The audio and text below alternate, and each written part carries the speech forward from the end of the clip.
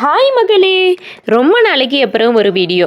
மழைக்காலம் வந்தாலே நம்ம தோட்டத்தில் வேலைகள் எல்லாமே பரபரப்பாக ஆரம்பிச்சிடும். அந்த மாதிரி நாங்கள் ஸ்டார்ட் பண்ணது தான் இந்த தென்னை மரத்தை சுத்தம் பண்ணுறது.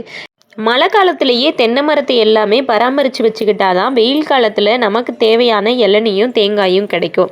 அந்த மாதிரி நம்ம அண்ணனை கூப்பிட்டு நம்ம தென்னை மரத்தை சுத்தம் பண்ண ஆரம்பித்தாச்சு.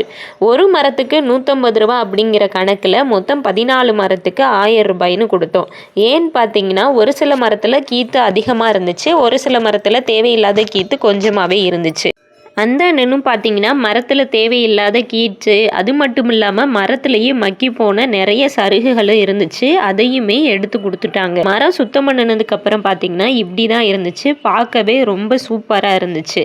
இப்போ தான் தோட்டத்தில் தென்னை மரத்தை பார்க்குறதுக்குமே ஒரு பொலிவு கிடைச்சது மாதிரி இருந்துச்சு. அப்படி சுத்தம் பண்ணிக்கிட்டு இருக்கும்போது இளநியும் கிடச்சிச்சு. குடிச்சிட்டு வீட்டுக்கு கிளம்பிட்டோம். பாய்.